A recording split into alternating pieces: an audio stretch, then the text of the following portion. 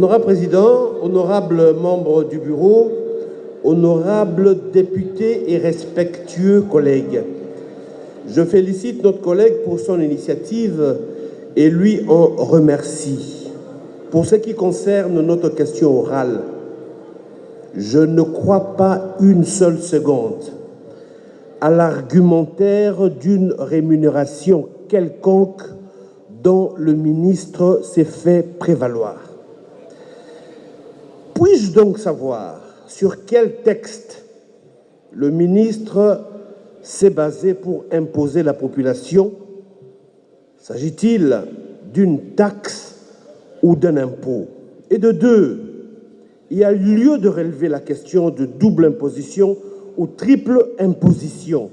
Tenez, en une année, si on change de téléphone 3 fois, la RAM impose 3 fois. En pratique, il s'agit d'un impôt.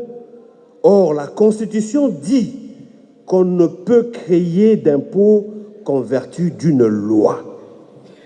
En sus, honorable Président, comment sont utilisés les fonds de la RAM? D'après nos informations, quelques projets sont financés par la RAM.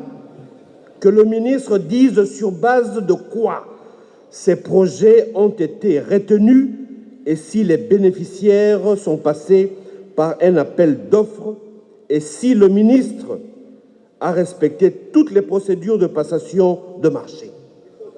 Aussi, toute redevance ou taxe ne doit être perçue que par les services d'assiette et versée intégralement dans le compte du Trésor public. Il sied dès lors de se demander sur quelle base le ministre autorise aux opérateurs de réseau de percevoir cette taxe, et ce, en violation flagrante de l'ordonnance loi 13/003 du 18 mars 2018 fixant nomenclature des droits, taxes et redevances du pouvoir central, spécialement en son article 6. Honorable Président, le temps qui m'est imparti ne me permet pas d'étayer ou d'argumenter solidement ce dont je devais dire. Voyez-vous, Honorable Président, et en guise de conclusion, notre ministre a outrepassé ses prérogatives.